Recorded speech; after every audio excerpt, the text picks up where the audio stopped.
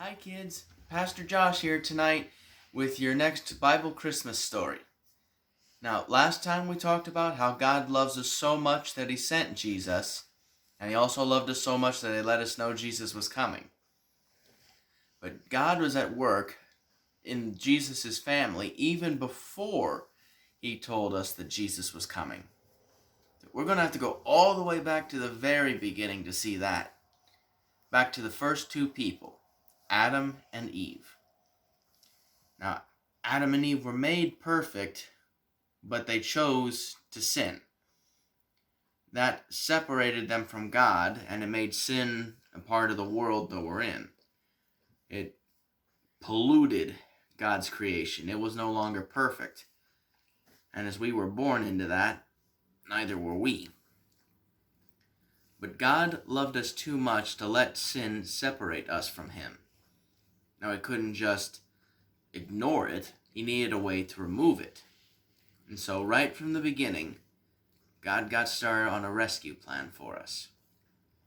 And it started with one of Adam and Eve's kids, a boy named Seth. Now, we don't really know much about Seth other than the fact that he followed God. But we do know that carried on down his line until we come to one of his descendants. I'm pretty sure you've heard of him. His name was Noah. The same Noah that God used to build the ark and save Noah's family and all the animals from the flood. Then after Noah, it would be a few generations, but through Noah's son Shem, we'd eventually come to the next major player in the family line of Jesus, and that was Abraham. Now, we were talking about him not that long ago in Kids Club. Remember, God made Abraham 3 special promises. 1, that he would be the father of a great nation. 2, that he and his family would one day possess the land of Canaan. And 3, and this is the big one, that someday he would bless the whole world through Abraham's family. Now, Abraham didn't always faithfully follow God. There were sometimes he tried to take some shortcuts, but he would always turn back to God after he made mistakes. And so God kept that promise to Abraham and to his son Isaac, and Isaac would have 2 sons of his own, Esau and Jacob. Now, Esau was the older, but God chose to work through Jacob, the younger boy. Now, Jacob definitely was not the best follower of Christ or follower of God in his younger days. Truth be told, there is a whole lot of stories in the Bible about how Jacob got into trouble by not following God. But eventually, he would give his life over to God, and God would bless Jacob with 12 sons of his own.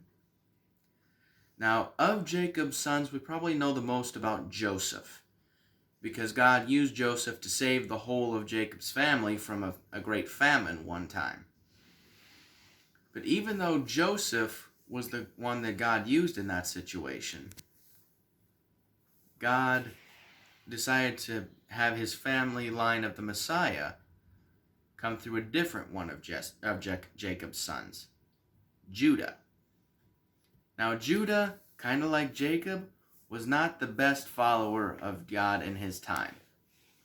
But towards the end of his life, he would turn himself over to God and follow him wholeheartedly. And so it was through Judah and his wife Tamar that the family line of the Messiah would continue. Eventually, we would come to a man named Salmon. Now, we know next to nothing about Salmon, but his claim to fame would be the woman he married, a woman named Rahab. Now, Rahab wasn't even a descendant of Abraham. She was a Canaanite. She came from the city of Jericho around the same time that the Israelites were coming to take possession of the land God had given them. She didn't exactly live a life that you would think of as God-fearing, but when she saw the Israelites coming, she knew she wanted to be a part of that nation because of how much God loved them. So when they came to take possession of the city, Rahab helped them.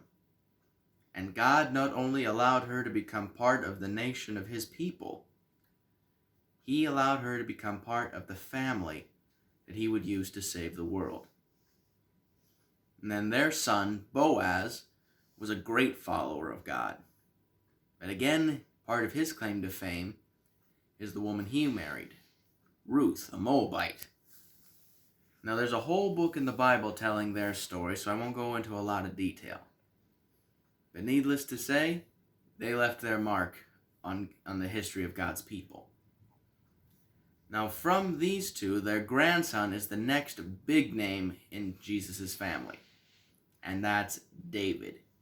You might remember him as the boy who took out the giant with a slingshot,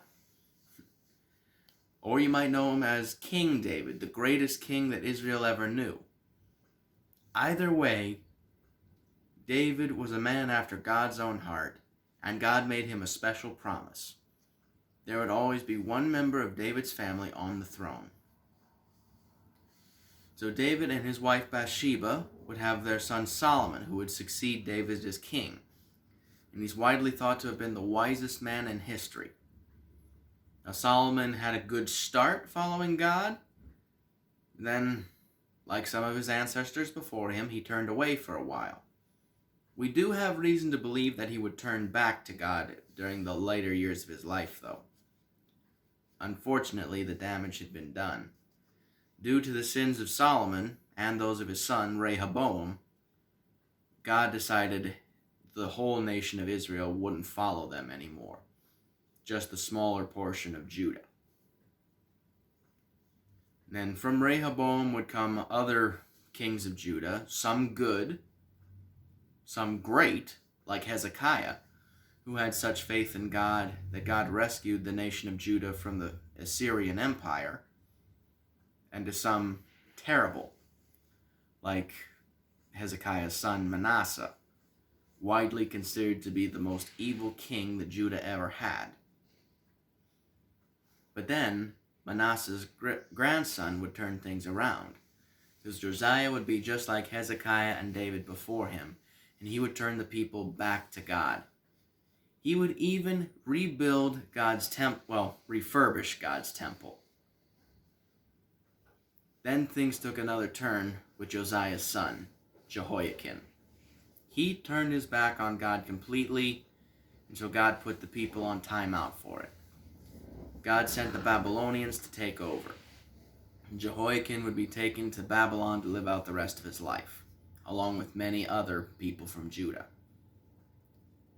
Eventually, though, the Babylonians were taken over by the Persians, and they allowed the people from Judah, to go back to Israel. And many of them were led by Jehoiakim's grandson, Zerubbabel. I know, funny name. But Zerubbabel would lead the people back to Jerusalem. They would rebuild the city of Jerusalem. They would rebuild God's temple. And that's kind of the last we hear of this family line for a long time, until we come to Joseph. Not the same one that was the brother of Judah. This is a new one. Joseph probably wouldn't have caught many people's attention. He was a poor man, a carpenter by trade. But God had chosen him for something very special. Joseph was going to be the earthly father of the Messiah. Now, God was Jesus' true father, but he needed a human father to raise him here on earth. Joseph, from the line of David, was the man God chose to do that job. And that is Jesus' family line. I know this was a long story, but it does have a very important lesson. I mean, we look at the whole long history of Jesus' family tree, and we see these people were never perfect. It's a long list of broken people and who've made plenty of mistakes. But the greatest lesson we learn from them is that even when they messed up, they would turn back to God and be forgiven. More than that, even though this family was broken, God still worked through them. Often, probably because they showed that just because they were broken didn't mean they couldn't turn back to God. So this is the family God chose to work through. And if God can take this broken family and use it to bring the greatest gift we've ever received into the world, Jesus, imagine what he can do with broken people like us.